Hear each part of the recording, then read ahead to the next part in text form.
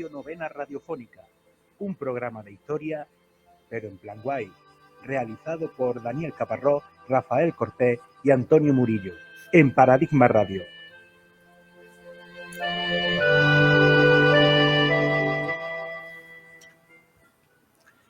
Hola, muy buenas tardes, bienvenidos una semana más a Alegio Novena, bienvenidos a Paradigma Radio. Hoy, como podéis observar, los que nos estáis siguiendo desde YouTube, pues estoy solo en este estudio Félix Ortega, no me acompaña como suele hacerme Dani, porque bueno, por motivos de fuerza mayor está en Granada, donde está estudiando este año, pero evidentemente no estoy aquí solo, nunca lo he estado, sino que me acompañan desde la vía telefónica, así que vamos a saludar como siempre a mis dos compañeros, a Daniel Caparrós y a Antonio Murillo. Muy buenas tardes.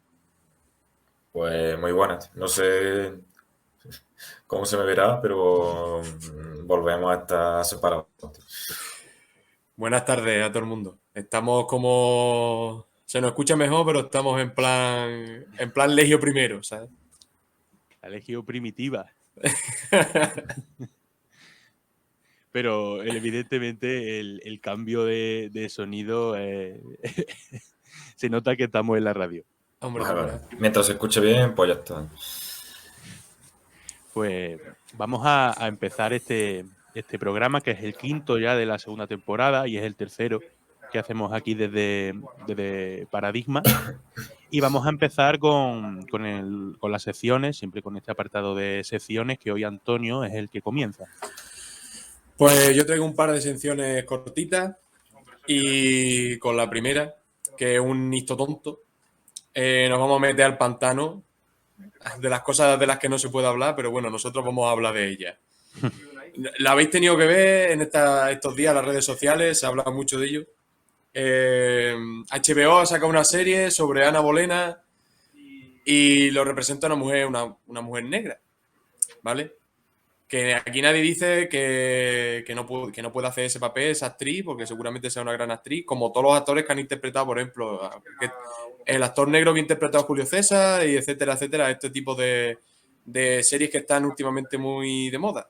Pero a lo que vengo yo aquí, y venimos todos, que ya lo hemos hablado y estamos de acuerdo, es hacer una crítica de este tipo de representaciones que se hacen. Porque al final lo que se pretende es como ser inclusivo con la historia de los pueblos africanos y demás, pero joder, al final se está haciendo el mismo relato de siempre, el mismo relato eurocéntrico.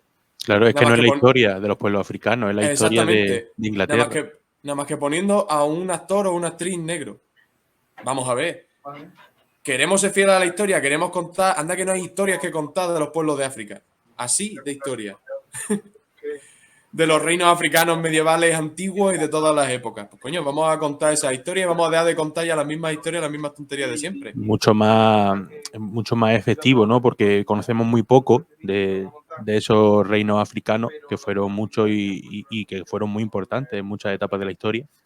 Y de eso conocemos muy poco, ¿no? Y sin embargo de Ana Bolena y de Enrique VIII y pues bueno, todo lo que hay en torno a esos dos personajes, pues estamos hartos, ¿no? De ver series, de ver películas, de ver cualquier tipo de publicación, ¿no? Que además que es una estrategia de marketing muy poco arriesgada, porque sabes que va a triunfar por dos partes. Una, porque el personaje que estás vendiendo interesa, y otra porque va a cumplir como la cuota de representatividad de la minoría, ¿no? Y no es arriesgado, no es revolucionario, no es lo que dice Antonio, por ejemplo, sobre el reino de Etiopía o sobre la expansión de los abasíes, de los omeyas, etcétera. Pues se puede hacer mucho. Pasa que a veces no hay ganas de estudiar, de investigar y de hacer una buena serie. Lo de que se han roto las relaciones, porque si no se lo hubiera dicho mi madre. Sí. Y luego que además ya no es solamente que cojan una actriz negra, sino que también te meten, ¿no? ese rollo de una mujer que lucha contra el patriarcado, ¿no? En esa época, como si Ana Bolena fuera una activista feminista, ¿no? Eso Vale. también es otra cosa que me gustaría comentar, que es que al final lo que se hace es una gala de presentismo impresionante, en el que Ana Bolena, que era la esposa de Enrique VIII, una de las esposas de Enrique VIII, un rey que coge y se hace una religión para él porque no se podía divorciar con la religión católica. O sea, vamos a hablar las cosas por su nombre y demás. Podría ser muy transgresora, como a lo mejor lo fue Cleopatra en su tiempo, pero de ahí habla de feminismo. Es como si, no sé, hablas de nación en el siglo III antes de Cristo o hablas de comunismo en el siglo II. O sea, no tiene sentido. Claro. No lo tiene. Entonces, al final es una estrategia de marketing, como bien dice Dani y demás, pero lo que hace es gala de, pues eso, de un presentismo histórico tremendo y de una falta a la historia tremenda. Pero igual que si hacemos una serie sobre Obama y lo representa un blanco, ¿sabes? Al final es buscar la polémica, Claro. buscar la cosa para que la gente lo vea más. Es un absurde, a nuestro parecer. Entonces, por eso me ha gustado traer este Histo Tonto, porque ha sido toda la semana el punto. Sí, sí, se ha debatido en redes, ¿no? Mucho, Sí, digamos. sí, sí, se ha estado hablando muchísimo en redes y bueno. Y la otra sección cortita que traigo es una efeméride, y es que este pasado día 10 de noviembre del año 95 nació don Daniel Caparrós Nieto, así que desde aquí muchas felicidades a don Daniel, Pues que gracias. más importante que esta efeméride esta semana no hay ninguna. A ver, no creo que salgan en ningún libro de historia, pero bueno, esto ya me vale. Y nada, yo he terminado con mis sesiones, ahora le toca a Daniel. Pues bueno, yo traigo, si en algún momento no se me escucha bien, decídmelo, ¿vale? Que le Bien, dé más Dani, caña. sin problema. Traigo traigo dos noticias, bueno, traigo tres, pero dos de ellas son la misma. Y voy a leer literalmente, ¿vale? Y una vez lo lea ya explico un poco por dónde va la cosa. Denunciado un vecino del Vallés por el expolio de yacimientos paleontológicos. Denunciado un cleptómano, le llaman, de la arqueología que acumuló fósiles durante 30 años. Se trata de un hombre de 48 años ya conocido por la policía por expoliar zonas arqueológicas con fines coleccionistas. Yo quería traer una sección, ¿no? Y no sabía si traer una efeméride o qué, y me dio por buscar noticias de arqueología. Digo, a ver qué hay, ¿no? Y vi estas dos noticias que son las mismas, ¿no? Son el mismo hombre. Y coincidió con que ahora la Universidad de Zaragoza va a organizar una jornada del 10 al 12 de diciembre con representantes máximos representantes del patrimonio histórico, incluso gente de la Interpol, de la Europol, jefes de Policía Nacional, Guardia Civil, fiscales especializados, catedráticos, gente de la Administración Patrimonial, un largo etcétera, ¿no? Incluso gente que ha participado en casas de subasta y tal. Digamos que van a hacer una jornada sobre el expolio, ¿no? De hecho, le llaman el retorno de los cascos, expolio y tráfico ilícito de bienes arqueológicos, redes, estrategias y procedimientos, ¿no? Y hacen alusión a aquellos famosos, no sé, eso fue muy sonado en su tiempo, no sé si vosotros lo conocisteis, los famosos calcos celtíberos, que se expoliaron en Aranda de Moncayo y se vendieron por el extranjero, ¿no? Por Europa. Y yo creo que es importante que haya reuniones de este tipo, viendo las noticias que he leído al principio, y quería usar el espacio digamos, de la sección primera como para concienciar de la importancia que es a la ciudadanía hablarle pues bueno, de la importancia que tiene el patrimonio y básicamente de decirle a la gente que no coja cosas, que no expolien, que, que es que Guarda no el es... detector de metales. Sí, que no es una tontería. Este señor estuvo durante 30 años cogiendo fósiles de yacimientos paleontológicos y no es ni el primero ni el último. Y me parece bien, o me parece importante esta jornada, justo coincidiendo con esta noticia, y por darle un poco de publicidad y independientemente de que los que participen nos gusten más o menos, da igual. En ese sentido, darle la enhorabuena a la Universidad de Zaragoza, ¿no? Y yo creo que para concienciar a la gente que nos escucha a día de hoy aún hay gente que va a los yacimientos cuando no hay nadie con el pita pita, coge cosas y al final nos roba todo, ¿no? Porque el patrimonio de todo. Y yo creo que eso Legio siempre lo ha defendido. Y no sé, quería dedicarle este ratito a eso, ¿no? Pues sí, la verdad que es muy importante lo que tú dices Y también sirve para esto las secciones, ¿no? Para denunciar. No solamente vamos a llevar efemérides, como por ejemplo hoy la del nacimiento de Dani, sino que también podemos utilizarlas tanto para lo que ha dicho Dani como para lo que ha dicho Antonio de Ana, de la serie esta o película, no sé exactamente qué es lo que es, de Ana Bolena. Y bueno, para eso también están las secciones, ¿no? Y vamos ahora a entrar un poco ya en materia con el tema del programa de hoy, que versa un poco sobre la política española durante el reinado de Carlos IV, la política interna y sobre todo externa, que va a ser muy interesante porque España en esta época parece una peonza, ¿no? Tejiendo alianzas y enemistades con mucha soltura, según le interese a la monarquía y sobre todo al valido del rey, al cual en esta casa pues tenemos mucho aprecio. Y es importante este tema, sobre todo porque ya se aprecian las primeras grietas importantes del antiguo régimen y de la monarquía absoluta en España. Y porque estamos hablando de un momento que se produce paralelo en el tiempo a uno de los acontecimientos más importantes de la historia. Y eso, evidentemente, en España pues va a tener mucha influencia, al igual que en el resto de los países de Europa. Además, en estos años ya España, que durante el siglo XVIII, y ahora lo vamos a ver, había mantenido un papel de gran potencia, no de primer nivel, ¿no? Como en el siglo XVI y primera parte del XVII, pero sí de gran potencia. Y ya en estos años, durante este reinado de Carlos IV, sobre todo al final, pues ya va a sentar las bases de esa España del siglo XIX, más de capa caída, no más de un segundo plano en el concierto internacional.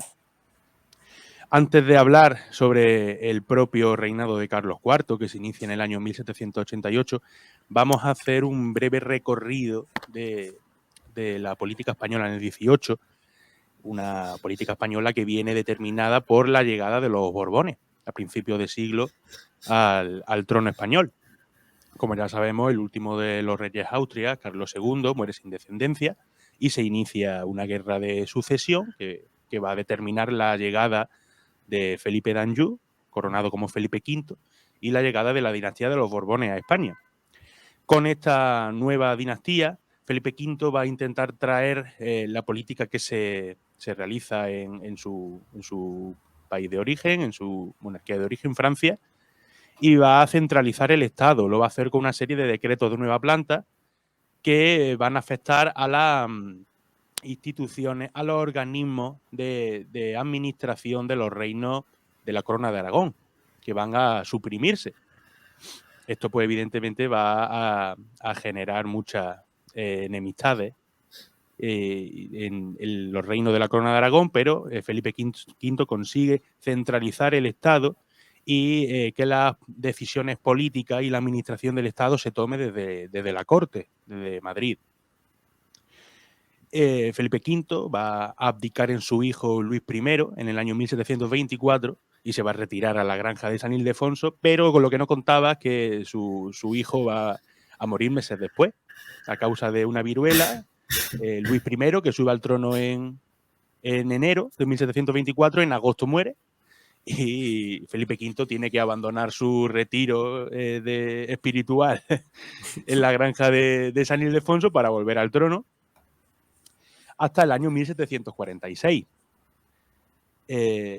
Ya después de la muerte de Felipe V lo va a suceder el segundo de los hijos de Felipe V, el segundo de los hijos que tuvo con su primera mujer, con Luisa Gabriela de Saboya, que es Fernando VI. Fernando VI va a reinar un poquito más que su hermano mayor, va a morir en el año 1759, pero va a haber otro problema, que es que va a morir sin descendencia. Y ya sabemos que eso en una monarquía es un problema bastante grande, que se lo digan a los Austrias con Carlos II. Esta muerte sin descendencia hace que el tercero de los hijos de Felipe V tenga que venir de Nápoles, que estaba reinando en Nápoles. Ya no es hijo de Luisa Gabriela de Saboya, sino que es hijo de Felipe V y la segunda mujer de Felipe V, que es Isabel de Farnesio. Entonces, digamos que es medio hermano de los dos primeros reyes que ya ha habido en España. Felipe V parece que solamente sabía, no tenía hijos, tenía reyes, ¿no? O sea, solamente sabía hacer reyes. El culebrón Borbón, ¿eh? Y claro, que se lo digan, por ejemplo, a Alfonso XIII, que tuvo muchos hijos, pero ninguno fue rey. Sí. Al final fue rey su nieto. Pero Felipe y ya. V todo lo contrario. Ahí hay otro tema también con Juan de Borbón. Bueno, eso también da para hablar, ¿eh? La verdad. Alfonso XIII, el primero, renuncia porque se casa con una actriz cubana, creo. El segundo era sordomudo, directamente lo quitan del medio. Y el tercero era Juan de Borbón, que el que lo quita del medio es Francisco Franco. El Francisquín. Entonces, Sí. Claro. Alfonso XIII tuvo 3 hijos varones, ninguno fue rey. Sin embargo, Felipe V, cada hijo que tenía era rey.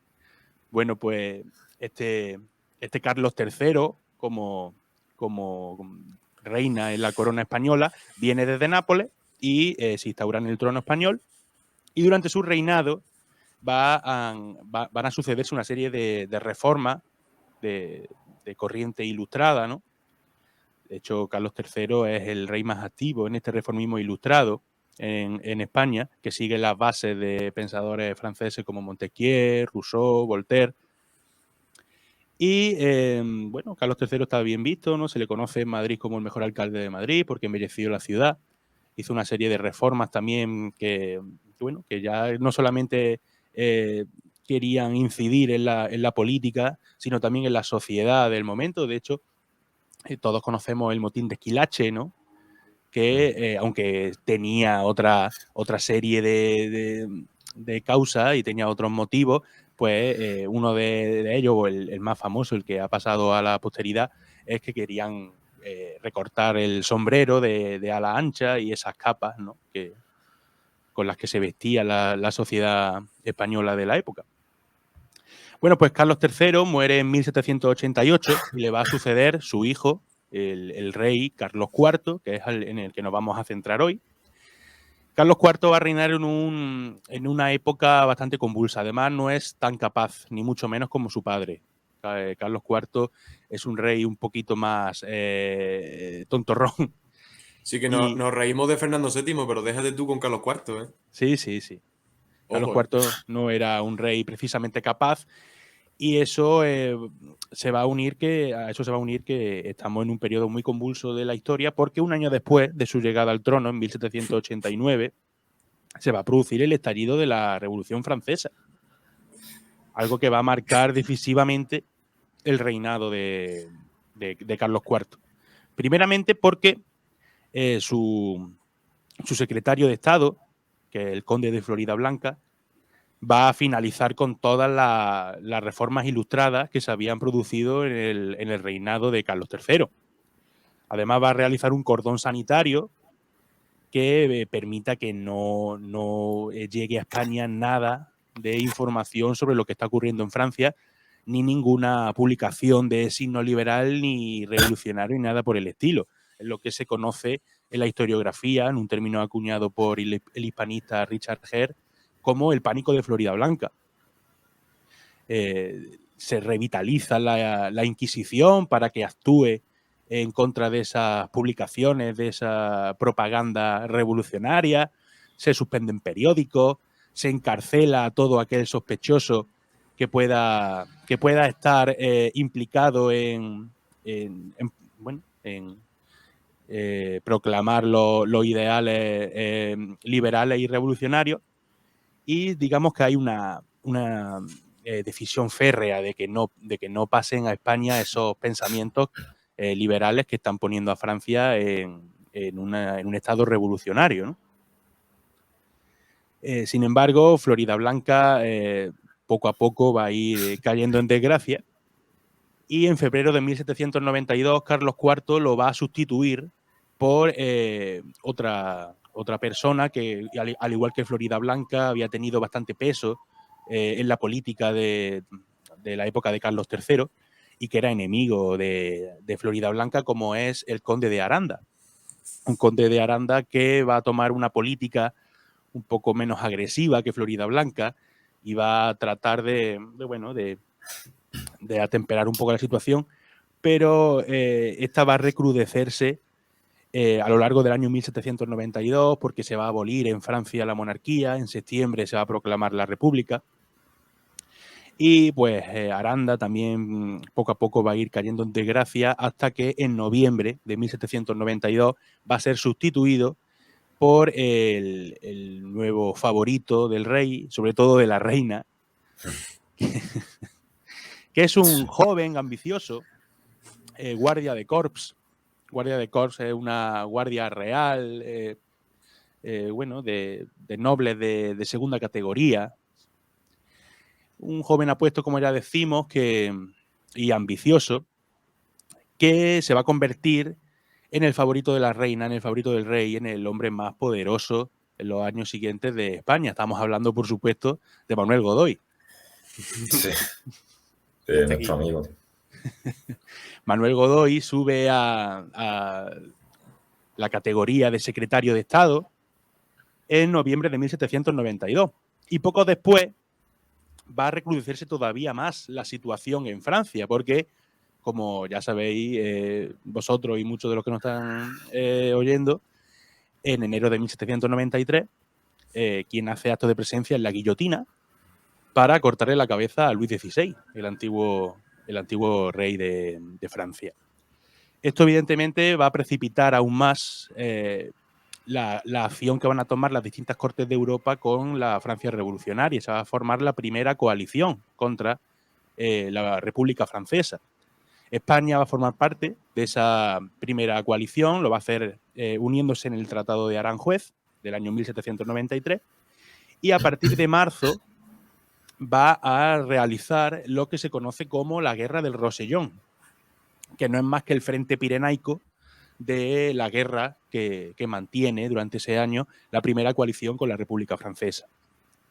La Guerra del Rosellón, que comienza con la invasión del Rosellón, que es una región al norte de los Pirineos, en el sureste francés. La invasión de las tropas españolas del Rosellón lo va a hacer al mando del general Antonio Ricardos, pero la guerra va a acabar bastante mal. Va a acabar bastante mal al final en 1795 para España. Incluso los franceses ocupan buena parte del noreste español, ciudades del País Vasco, Navarra y Cataluña. Y va a verse obligado España a firmar la paz con la Francia revolucionaria. Lo va a hacer a través de la Paz de Basilea, del año 1795. Un tratado que es una derrota bastante importante para España. Permite que los franceses abandonen las zonas que tenían ocupadas en España, pero España va a tener que entregar parte de la isla de Santo Domingo en el Caribe. Y esto, evidentemente, es una derrota muy importante para España, que va a cambiar su mentalidad con respecto a la Francia revolucionaria. No obstante, para que veamos un poco cómo se quiere dorar la píldora aquí al preferido de la reina, sobre todo, y del rey Carlos IV, a Godoy se le va a nombrar ni corto ni perezoso príncipe de la paz. A Manuel Godoy, en una guerra que has perdido, pero vamos, Pero, o sea, digamos que con toda, vamos.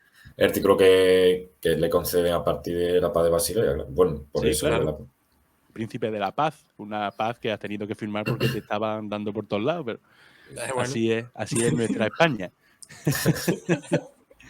Así que a partir de este momento va a cambiar el signo de las relaciones entre España y Francia, ¿verdad, Antonio? Sí, ahora mismo ya de considerar a Francia el peor enemigo por todo el hecho de pues, lo revolucionario, ¿no? La Revolución Francesa. El hecho de que sea la Revolución Francesa, el cordón sanitario, todo este rollo, no quieren que pasen las ideas. Pero como nos pegan esta paliza, España y sobre todo Godoy también, porque también tiene sus intereses personales en todo lo que viene ahora, empieza a pensar un poco también en sí misma y no tanto en pasar las ideas revolucionarias, no sé qué. Y se acuerda de que tiene un imperio en América y que tiene otros enemigos de antaño que son los ingleses. Dice, chacho, y que no son de fiar, porque más de una vez se han aliado. Unos ingleses que, no lo he comentado anteriormente, durante el siglo XVIII van a mantener muchas guerras con España. Tenemos la guerra del Asiento, que es conocida en Inglaterra como la guerra de la oreja de Jenkins, porque se inicia, ¿no? Porque un guardacosta español apresa al pirata Robert Jenkins y le corta la oreja y le dice, esto mismo voy a hacer con tu rey. Y por eso se inicia la guerra, una guerra que tiene como episodio más célebre, la defensa de Cartagena de Indias por parte de Blas de Lezo. Tremendo Bueno, episodio. Bueno, eso sí, Sí, sí. sí. En cualquier Da- caso, durante Da el para un siglo podcast, XVIII, ¿no? da para un podcast, sí, totalmente. Sí. En cualquier caso, en el siglo XVIII España había mantenido muchas guerras con Inglaterra, sobre todo en clave americana, porque a los comerciantes británicos pues les interesaba acabar con ese monopolio, ¿no? Claro. De hecho, esto es lo que motiva un poco la alianza que viene ahora con Francia, ¿vale?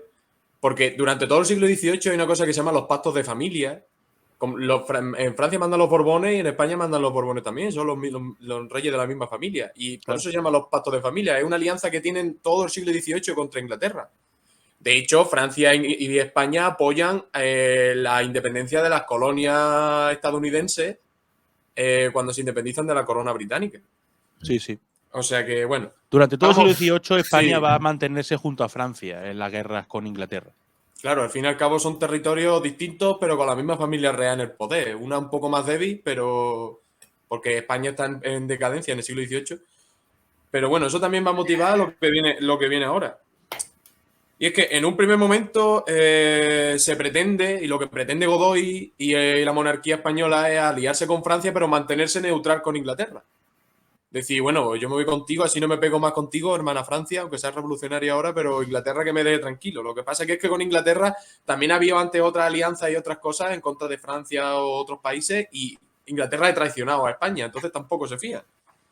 No, claro, y además tenemos que tener en cuenta que en 1793 se firma el Tratado de Aranjuez, España entra en esa primera coalición, tú no puedes salirte de esa coalición sin consecuencias, claro. Claro.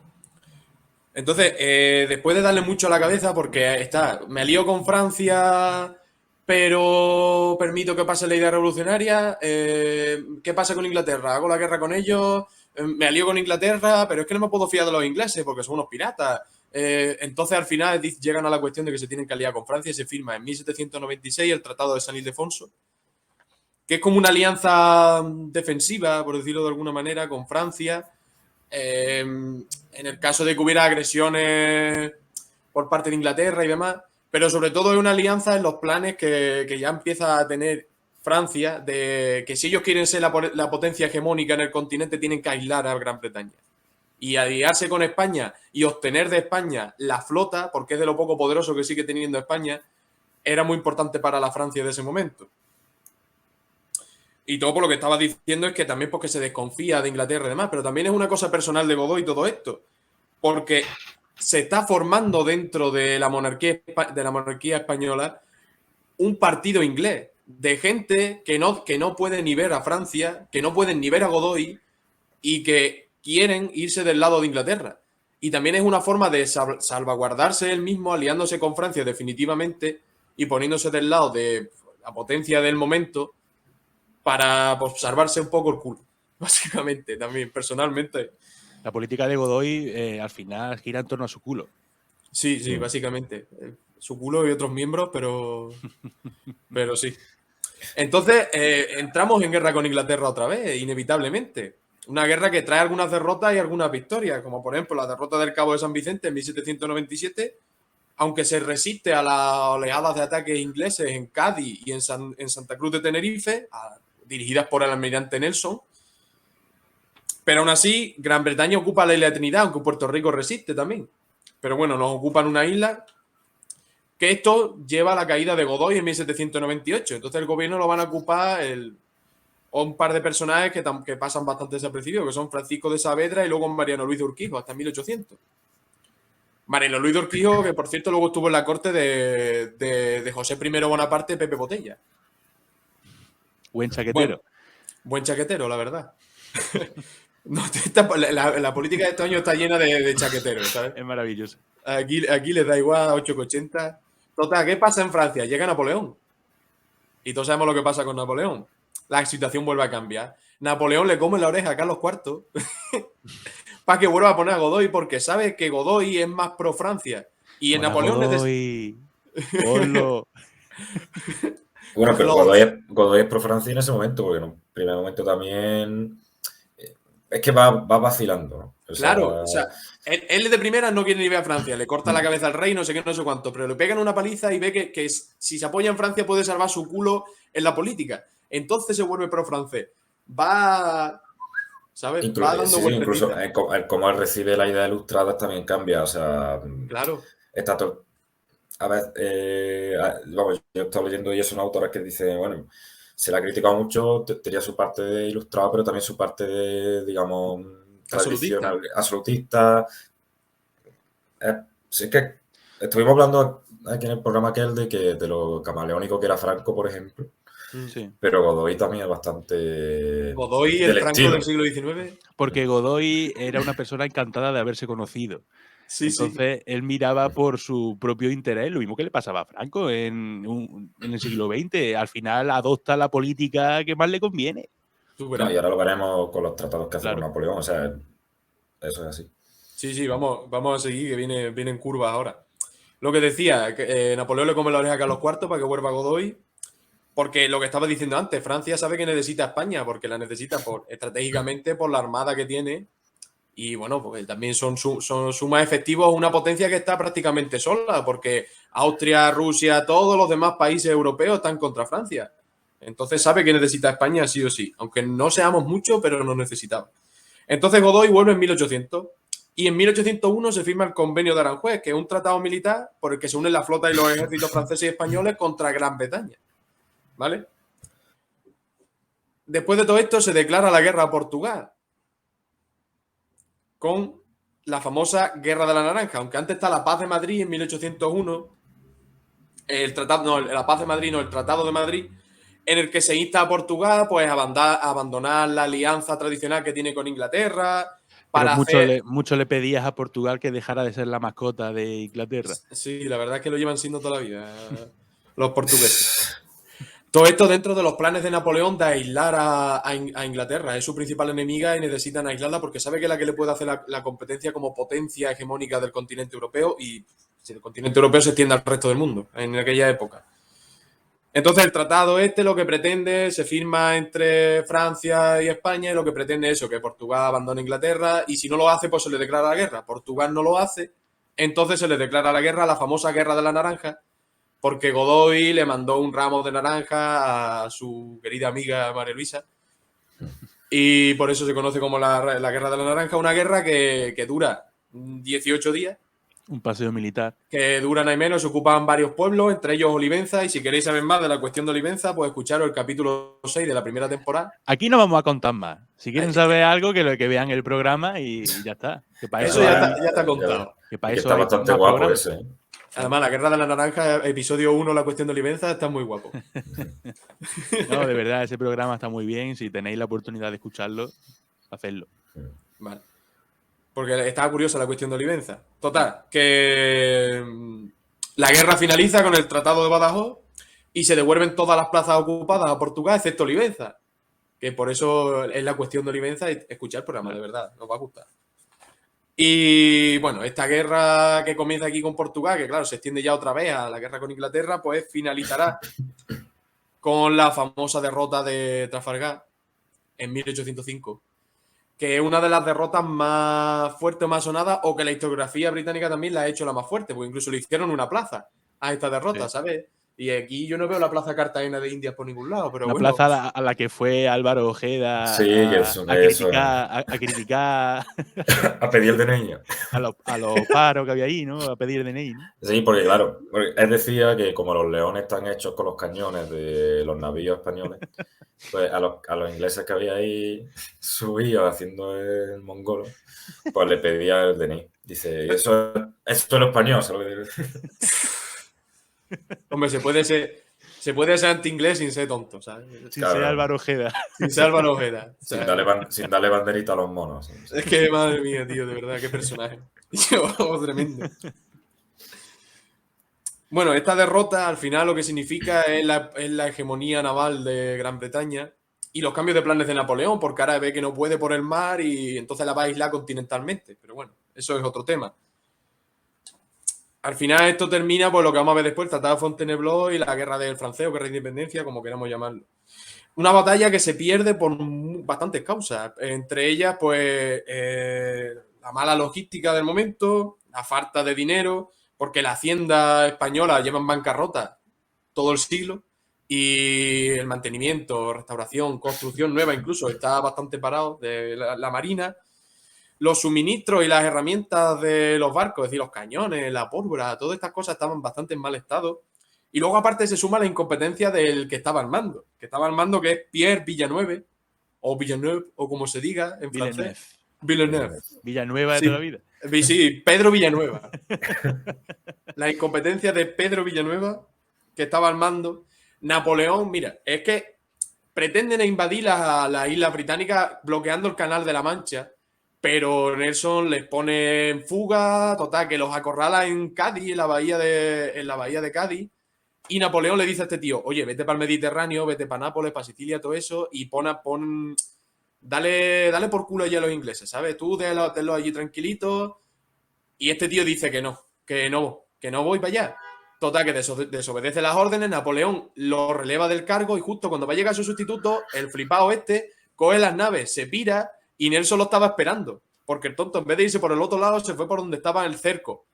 Lo estaba esperando allí la armada inglesa y le pegó la paliza del siglo. Y por eso se perdió en Trafalgar. No es que sea una batalla militar en plan, oh, qué genio, que no sé qué. No, vamos a ver. Teníamos un tonto al mando y los barcos estaban viejos. ¿Qué te esperas? Sí. Total, que al final, pues, Nelson que incluso muere en esta batalla y se le pone como héroe. Pero, total, que la flota, pues, al final es destruida o capturada y una derrota sin paliativo, la verdad. Aquí no podemos reírnos, aquí. No, Echarle la culpa a los franceses. Sí, sí. No, si es que siempre igual. Si llega hasta. Es que Blas de Lezo ya estaba mucho. Llevaba muerto ya bastante, si no. Y barriendo un poco para casa, el tema de arqueología y tal es muy interesante. Si alguien va a Cádiz, que de hecho fuimos juntos nosotros, Sí, Ah. fuimos al Museo de Arqueología Submarina. al Museo Subacuático, que allí hay cañones y utensilios en general que se encontraron allí en las costas de la batalla de Trafalgar. Y si visitáis Cádiz, es un sitio que hay que ir. O sea, no lo suele conocer mucha gente y es muy curioso. Sí. Bueno, pues después de esta sonora derrota en Trafalgar, ya van a sucederle los años previos a esa guerra de independencia, ¿verdad, Dani? Sí, aquí hay varias cosillas que traigo, no, más que llevar un guión concreto, si queréis podemos ir comentando, ¿no? Sí. Yo creo que hay como 3 puntos clave, o más, al menos los que yo he querido ver. Uno de ellos sería, en primer lugar, haciendo un poco arqueología del documento, ya que no puedo, ya que yo soy mi formación arqueólogo y no puedo hacer la física, pues al menos del documento. Tenemos el tratado de Fontainebleau, que yo creo que ya lo ha comentado Antonio, ¿no? Es, digamos, lo más significativo a la hora de hablar del comienzo del conflicto. Para refrescarnos un poco. Digamos, el pacto que firma entre Napoleón y Godoy en el año 1807 bueno, principalmente, y ahora vamos a desglosarlo un poco. La cuestión es, Francia quiere entrar en Portugal, ya sabemos que es el aliado de Inglaterra y lo que quiere hacerle ese aislamiento, y para ello pues necesita pasar por la península ibérica, o sea, por España, perdón, y a priori el Tratado de Fontainebleau es eso, ¿no? Nosotros vamos a ir para Portugal y vamos a pasar por aquí y a cambio vamos a dar unos territorios en concreto a la persona de Godoy, que sería el más interesado. Eso a grandes rasgos, como siempre, lo hemos estudiado. Pero... Si puedes hablar un poquillo más alto, Dani. Perdón. Digamos que eso es a grandes rasgos, como siempre lo hemos estudiado, pero a mí me gustaría pararme punto por un punto y en este sentido, incluso si los que nos estáis escuchando queréis ver el documento, si entráis en el Pares, podéis encontrar lo original. O sea, vosotros en Google ponéis Pares y entráis, digamos, en esa página que recopila varios archivos, vamos, del estatal, ¿no? Del propio gobierno. Tiene archivos históricos y si buscáis Fontainebleau os sale el original. Y a lo mejor lo que es la letra no la vais a entender, pero la transcripción sí. Y por leer algún artículo, claro, lo que, por ejemplo, dice, ¿no? El Principado de los Algarves será poseído por los descendientes del Príncipe de la Paz. En la provincia de Alentejo, el reino de los Algarves se dará en toda propiedad y soberanía al Príncipe de la Paz, para que disfrute con el título de Príncipe de los Algarves. O sea, digamos que esta es la zona que se le promete a Era Godoy. su pazo de Meirás. Exacto.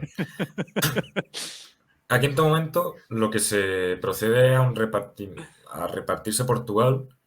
Es verdad que la zona centro no queda muy clara, pero lo que le quería a Godoy sería el sur. tema de los Algarves. Claro.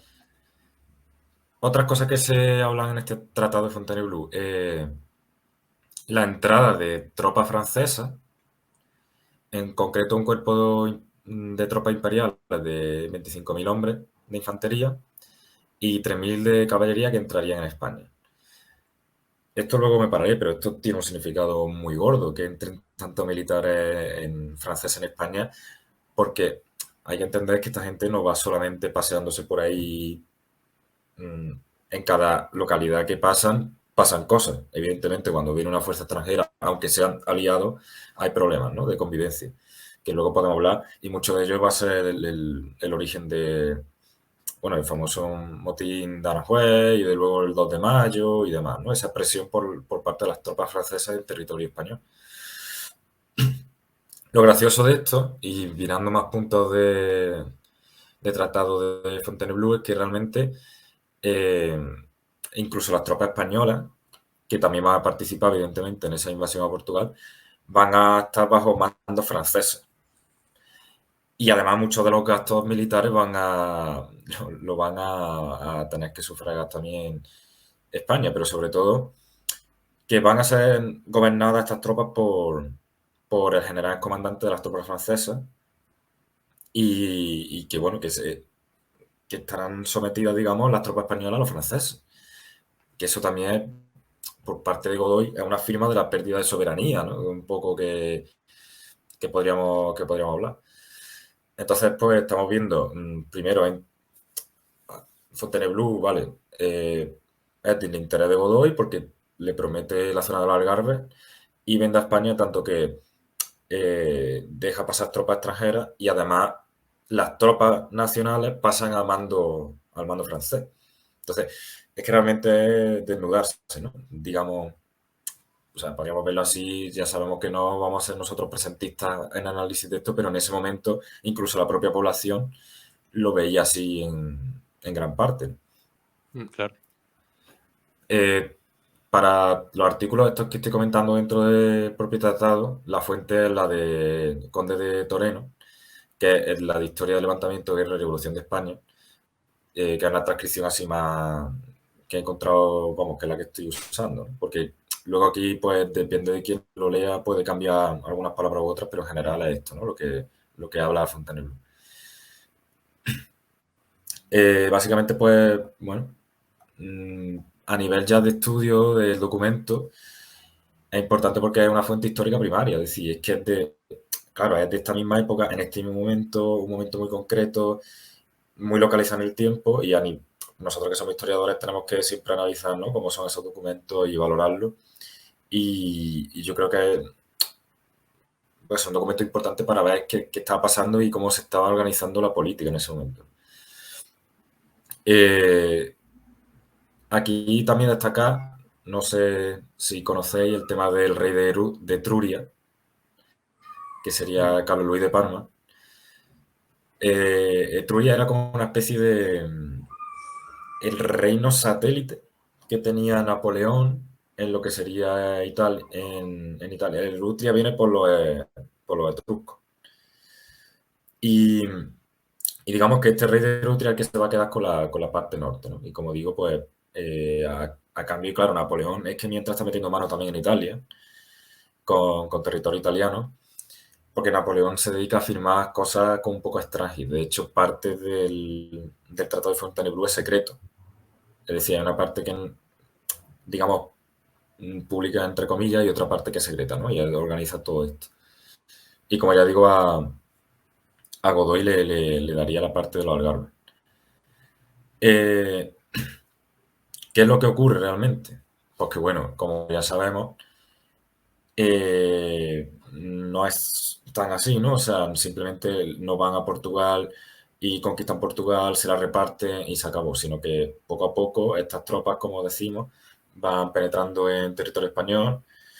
Ya aquí podemos hablar del principio de la guerra de independencia y tal, que eso estuvimos hablando en el episodio del Del expolio expolio. francés, que se habla de la guerra de independencia, entonces tampoco nos vamos a meter ahí.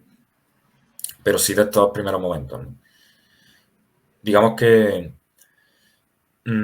hay una progresiva ocupación de España y la población lo va a ir sufriendo, ¿no? De hecho, Emilio de Diego García habla de que la tensión entre la población y los ejércitos, entre comillas, como ¿no? Dice en el artículo amigo, era cada vez mayor y va a haber un creciente descontento por parte de las tropas francesas, porque, claro, digamos que iban a los sitios y cogían los víveres de la gente, ¿no? Entonces ya ahí había unos primeros enfrentamientos. Incluso antes del 2 de mayo ya hubo varios heridos y varios muertos.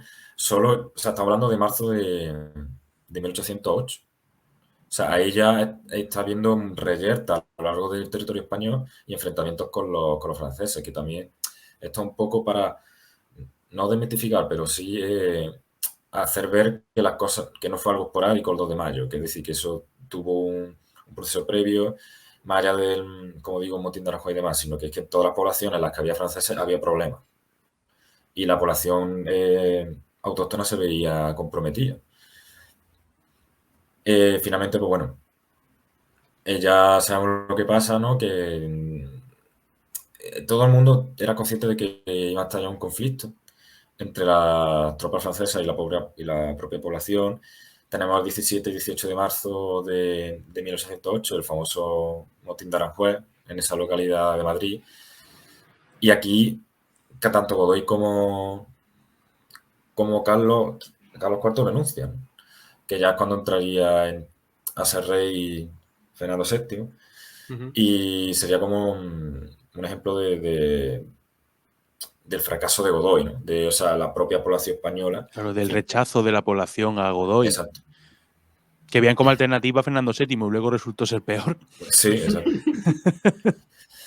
Y ahí en ese contexto, pues, es cuando ocurre el famoso 2 de mayo, ¿no? Hay personajes importantes que participan en todo esto y uno de ellos lo nombramos en el episodio del expolio del arte, que es Murat, uno de los principales, digamos, protagonistas del ejército napoleónico, ¿no? Y él define el 2 de mayo como crimen y pillaje, ¿no? Digamos que los propios franceses ocupando el territorio español van a hacer ver que la población española es, por así decirlo, como meros criminales, ¿no? Sí, bandolero. Exacto. Encima, ¿sabes? Ya. Si nos vamos a Pérez de Guzmán, entre el 2 y el 3 de mayo, en Madrid, una vez ya, claro, porque hay una represión muy fuerte, ¿no?, contra el levantamiento del 2 de mayo, podemos hablar de unos muertos españoles, unos 409 y 171 heridos, lo que supone un total de 580 bajas en el levantamiento del 2 de mayo, que no es cualquier cosa, o sea, que son mucha gente, que el levantamiento del 2 de mayo no es el ejército español contra el ejército francés, sino que son el propio pueblo de Madrid que se rebela y estamos hablando de una represión de unos 500. O sea, que a Francia le tenía muy claro que quería someter a la población y a España en este caso. Sí, claro. Y vemos un poco cómo al final se posibilita esa invasión que yo creo que hubiese llegado de cualquier manera, ¿no? Pero se posibilita por esa propia política de Godoy, que no se centra en los intereses del país, sino en su propia ambición, ¿no? Él veía que podía ser príncipe de un territorio como el Algarve. Por eso. Claro, y permite el paso de las tropas francesas por eso, por su propia ambición. Luego ya cuando ve que la cosa se va un poco de madre, intenta llevar a la corte a Aranjuez para trasladarse a Sevilla y en el caso de que fuera necesario trasladarse como última instancia a América, pero con ese motín de Aranjuez todo se precipita y termina renunciando con Carlos IV, que abdica en su hijo. Y bueno, al final ya cuando eso ocurre y Godoy ya no tiene capacidad de mando, ya está prácticamente iniciada la guerra de independencia. Claro, lo que se intentó fue, como por ejemplo en el caso de Portugal, que sí se fue o sea, se intentó ir a América como si los portugueses sí fueron a Brasil. O sea, sí, Claro. y fue este caso paradójico, ¿no? De que no se gobierna desde la metrópoli, sino desde la colonia, que tal vez hubiese salvado en parte a A la monarquía, Godoy ¿no? y a Carlos Exacto. IV. Godoy, que luego se conoce muy poco sobre su vida, ya después de la guerra, cae en desgracia, como es lógico. Una persona que había estado tan unida al nombre de la guerra de independencia y de Carlos IV, ¿no? Pues durante el reinado de Fernando VII no tiene ningún peso, no tiene ningún papel en la política de Fernando VII y muere finalmente en el año 1851, si no recuerdo mal. Estamos hablando de una persona que cuando es príncipe de la paz es muy joven y ya será en 1851 cuando acabe sus días, pues como ya digo, caído en desgracia, ¿no? Al igual que también Carlos IV. De hecho, Carlos IV, si soy honesto, no sé cuándo muere. Muere, no me acuerdo bien, creo, no sé si en el... El caso es que muere a los 3 o 4 días de que muriera la reina. O sea, muere la reina, el tío está en el exilio, muere la reina porque va exiliándose como de reino en reino. Lo acogen en Roma, de Roma se tiene que ir a Francia, de Francia se tiene que ir otra vez a Sicilia. No me acuerdo exactamente los sitios. Y muere la reina y a los 4 días, creo que... Es que no me acuerdo bien de la fecha, si era 1819 o antes. A los 4 días de que muere la reina, muere él. Y vamos, prácticamente en el exilio, como quien dice. Entonces son dos personajes que son fundamentales, como es lógico en esa España preguerra de independencia, y que cuando acaba, pues el pueblo no quiere saber nada de ellos, y al final terminará sin querer nada del deseado de Fernando VII, que durante su reinado, pues ya sí se producirá esa lucha entre absolutistas y liberales, que terminará con el establecimiento del Estado liberal durante el reinado de su hija, de la nieta de Carlos IV, Isabel II. De hecho, Godoy, es que no sé si lo has dicho, no, ni siquiera muere en España. O sea, él termina sus No lo he últimos dicho, días no. en Francia. Claro, Él ya no vuelve, o sea. cae en desgracia Y, por completo. y en cuanto a Godoy, me gustaría traer dos temas un poco para hablar, a ver qué pensamos. Uno, la importancia, para cerrar el tema de 2 de mayo, la importancia que tiene el 2 de mayo, porque bueno, el 2 de mayo, claro, en ese contexto de la invasión napoleónica ha inspirado, ¿no? También a nivel internacional en Europa como resistencia. Hay un autor que es José Álvarez Junco, que habla de la mitificación del 2 de mayo por el nacionalismo español y el tema, una cosa que ha hecho antes referencia a Antonio, el tema de si llamamos la guerra de independencia o guerra contra Francia, ese tema, ¿no? Y luego otro sería la figura de Godoy, que nosotros hacemos mucha coña con él y que evidentemente en el Tratado de Fontainebleau es que se ve claro que es un interés personal de Godoy, porque es que no hay ningún artículo que podría leerlo todo para eso, pues no chapar, ¿sabes? No hay ningún artículo que ponga a los españoles se le va a adaptar al pueblo de Madrid. El tema de Juan Bautista Vilar habla de que ha sido un vapuleado, o sea que ha pasado la historia, que bueno, que tenía no solo sus sombras, sino sus luces, y que dependió mucho de la prensa incluso de la época. Todo el tema también según él, el tema de la reina María Luisa ni siquiera está aprobado. No está aprobado. No, eso no es una cosa que esté clara, pero bueno, hay mucha... Yo te cuenta que Godoy es una persona que está muy mal vista por todos los españoles, no solamente por el pueblo llano, que lo considera un déspota, ¿no? Y una persona que solo mira por su propio ombligo, sino también por la alta aristocracia. Date cuenta que Godoy, que llega a ser la persona más poderosa del reino, es un noble de segunda categoría.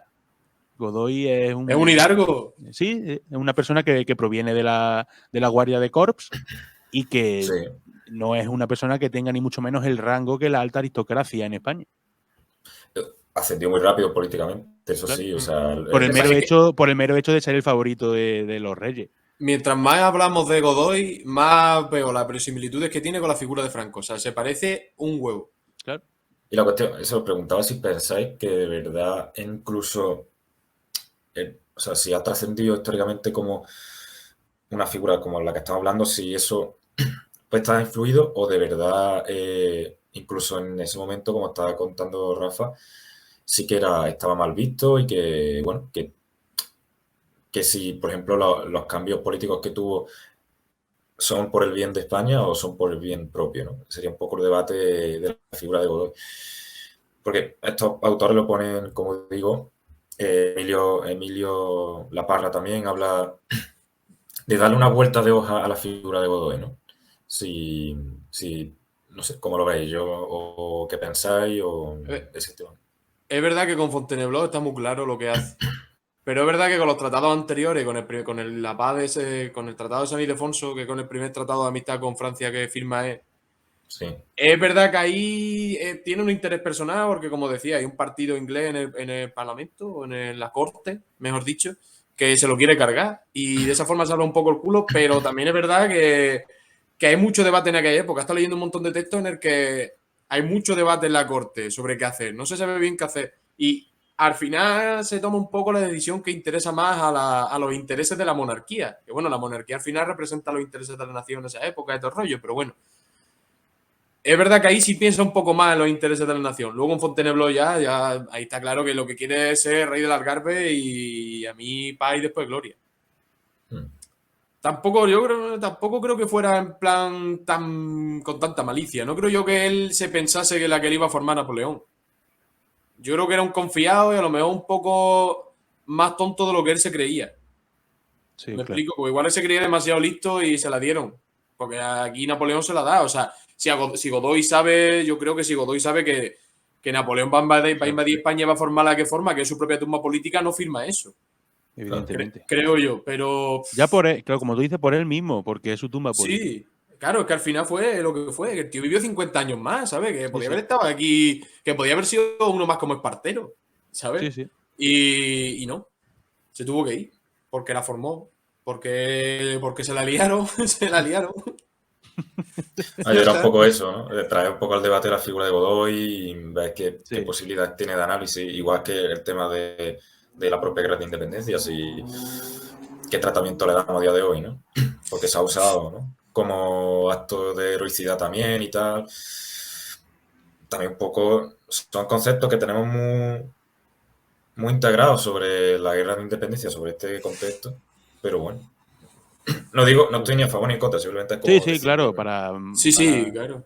realizar ese debate. Bueno, chicos, pues ya vamos cerca de la hora. Si queréis, hacemos un breve juego, hombre, que terminemos con un poquito de risa como nos gusta. Y yo he traído el clásico Adivina el personaje, que tanto éxito tiene entre nosotros. Y bueno, creo que no veis, ¿no? Lo que tengo escrito. Vamos, no creo que se vea. No, Yo sí, no. yo lo estoy viendo todo, Rafa. Vamos a empezar rápidamente con, ya sabéis, el juego, ¿no? Traigo una serie de personajes con 5 pistas que van desde, bueno, lo más general a lo más concreto y que tenéis que tratar de adivinarlos. ¿Quién quiere empezar? A Dani mismo. Venga. Vale. Pues bueno, Dani, vamos con el primer personaje. Pista número 1. Era 21 años mayor que la persona que reinaba en su país cuando nuestro personaje murió. O sea, cuando el personaje que estamos buscando murió, era 21 años mayor que la persona que reinaba en su país. Pues ahora mismo no caigo, pero como siga por este camino va a ser el hijo de la reina de la tierra. O sea, se va a hacer mayor que ella. Bueno, di alguno, Dani, di alguno. Pues no tengo ni idea si quería decir, yo qué sé, Juan de Borbón. No es Juan de Borbón. Yo tampoco lo sé, así que voy a decir Bertino Borne. No es Bertino Osborne. Por ejemplo. Bueno, lástima. Vamos con la segunda pista. Nació en Santa Cruz de Tenerife. Hostia, Santa Cruz de Tenerife. Sabemos que nació en Santa Cruz de Tenerife y que cuando murió Bueno, cuando murió y durante toda su vida, como es lógico, pero bueno, cuando murió tenía 21 años más que la persona que reinaba en su país, que es España porque es canario. Claro. Pues tú creo que ya lo tienes, ¿no, Antonio? O sea, yo no. No, yo que voy a tener. Yo, Ignatius, tío, no sé. Ignatius no ha muerto, así que no, no es él. Yo voy a decir Jesé, porque es que no sé. No es Jesé, no es Ignatius, los dos siguen vivos. Bueno, Jesé. Jesé de momento, Jesé de momento. Y vamos con la tercera de las pistas. A ver. Fue presidente del Consejo de Ministros del Reino de España. Presidente del Consejo de Ministros. Claro, fecha no me estás diciendo, ¿no? Fue presidente del Consejo de Ministros. Que voy a ser generoso y os voy a dar una pista más. Es lo que actualmente, a partir de la democracia actual, es el presidente del gobierno. Fue presidente del Consejo de Ministros, nació en Santa Cruz de Tenerife y era 21 años mayor que la persona que reinaba en su país cuando murió. ¿Hemos tenido un presidente canario? Pues no tengo ni idea, tío. Y voy a decir. Qué vergüenza, ¿no? No, estamos fatal. ¿Cómo es? No sé qué. El rapero este que es canario, tío. ¿No? Por decir gente de Canarias, tío, pero no tengo ni idea. Buf. Bueno, pues paso palabra. Yo voy a decir Cánovas del Castillo, pero es que no tengo ni idea. Cánovas es malagueño. Claro, sí. Bueno, casi. No es Cánovas del Castillo.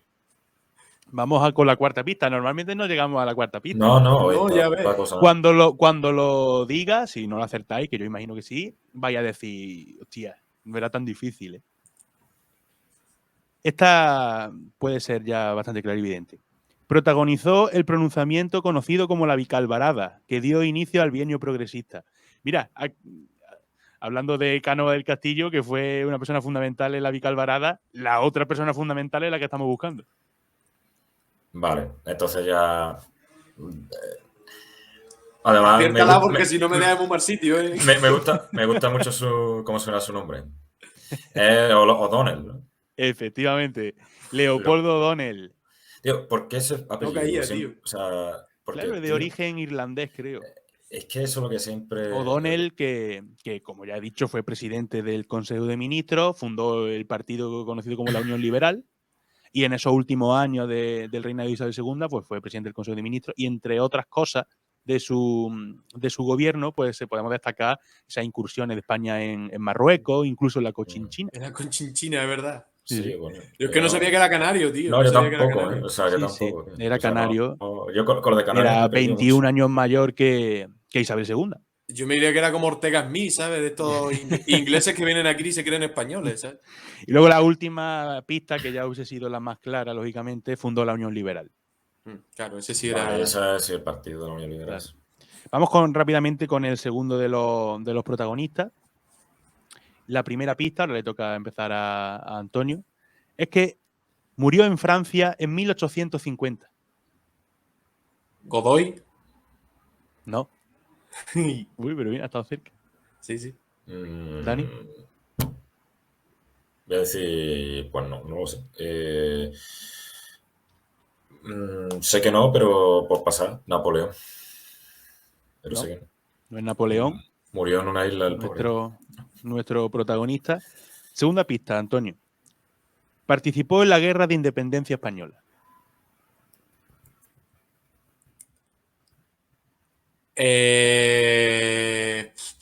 ¿Fue general Wellington este? No. No es Wellington, el que buscamos. ¿Dani? Voy a decir el empecinado, tío. No es el empecinado tampoco. El empecinado que fue ejecutado después del Trino Liberal en tiempo de Fernando VII. Exacto. O no sé quién es, pues para nombrarlo al hombre. Pues vamos con la tercera de las pistas. Ya sabemos que murió en Francia en 1850 y que participó en la Guerra de Independencia. La tercera pista es que su padre fue teniente de gobernador del departamento de Yapeyú, en la actual Argentina. ¿Y eso es una pista? Eso es una pista.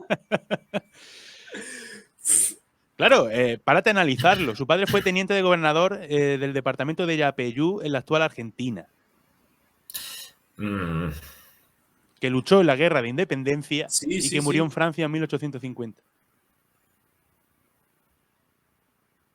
Maradona, es que no me sale nada. No es el Pelusa. A ver, yo lo de que murió en Francia a mí me deja loco porque no lo tengo. Ahora, si puedo participar y convertirse en uno del... Porque hubo muchos que participaron en la Guerra de Independencia Española que luego se convirtieron en libertadores en América. Lo llamado libertador. No sé si... San Martín, ¿no? O sea, José San Martín. Efectivamente, estamos hablando de José de San Martín. Que sale las monedas argentinas, vamos, o sea, por eso me Sí. Ahora acabo de caer yo en la pista, cojones, claro. San Martín. Las dos pistas que nos ha faltado decir es que lideró la expedición libertadora del Perú y tras su independencia en 1821 fue nombrado protector del Perú y que es, junto a Simón Bolívar, uno de los militares más célebres de la independencia de Hispanoamérica. Vale, así que estamos hablando efectivamente de José de San Martín. Si queréis ya cerramos con otro personaje y ya terminamos el programa de hoy. Sí, a ver si hago el punto del honor. El punto del honor. Vamos con este personaje. Pista número 1, Dani. Fue estudiante de física en la Universidad de Leipzig, obteniendo su tesis la calificación de sobresaliente. Yo qué sé, Ronald Reagan, y lo recordamos. No, Ronald Reagan no es. No será Alberto Einstein, ¿no? No es Albert Einstein, Alberto Einstein, como dice Antonio. Este estudiante de física que buscamos no es Albert Einstein. Segunda pista. Su padre fue el pastor luterano Horst Kastner.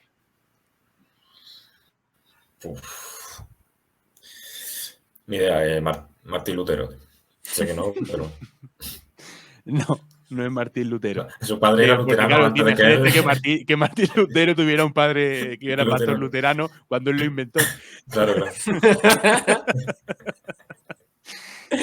Claro, por eso lo inventó, ¿eh? El padre era pastor en su casa nada más. Exactamente. Claro. Papá, yo te voy a dar la importancia que estás teniendo tú, realmente. Así va a ser, Adolfo. No es Adolfo. No Tú es sabes Adolfo. que Adolfo era un hombre, era un artista, era un hombre de letra. Digo, yo lo mismo sacó buena nota en física y por eso sabía hacer luego unos gases de puta madre. No estamos hablando de Adolf Hitler. Vamos con la tercera pista. Se dedica a la política. Joder. Yo me lo imaginaba. Tío, de física. Estudiante de física. Su padre fue el pastor luterano Horst Kastner y se dedica a la política. Se dedica. Por eso es en presente. Pues no sé, tío. Putin. No es el antiguo miembro de la KGB. La persona que buscamos. No será Angela Merkel, ¿no? Es Angela Merkel. Anda, joder. Efectivamente, Vale. estábamos hablando de Angela Merkel. Ahí Bueno, pues un cruce entre Martín Lutero y Adolf Hitler, vamos, tampoco te... Sí, hay por lo menos ese el puede haber mix. mezcla, ¿no? Físicamente. La siguiente pista es que desde 2006 y salvo en 2010 es considerada anualmente por la revista Forbes como la mujer más poderosa del mundo y que es la canciller de Alemania desde el año 2005. Efectivamente, estamos hablando de Angela Merkel. Que estas últimas elecciones... Ya se retira. Sí. Ya no se ha presentado a esta última y ya anuncia que se retira. Bueno, pues nos van a quedar en el tintero, porque tampoco queremos alargar más el programa, dos personajes que no la vamos a tirar a la basura, sino que los rescataremos en otros programas. Así que nada, hemos terminado este programa, que espero que haya gustado a todo el mundo, que haya sido interesante. Así que nada, despedimos como siempre tanto a Dani como a Antonio. Pues hasta el próximo programa, dentro de 2 semanas. Efectivamente. Nos vemos en el siguiente programa, señores. Pues lo que dicen mis compañeros, nos vemos dentro de 2 semanas, así que mientras tanto, cuidarse. Un abrazo.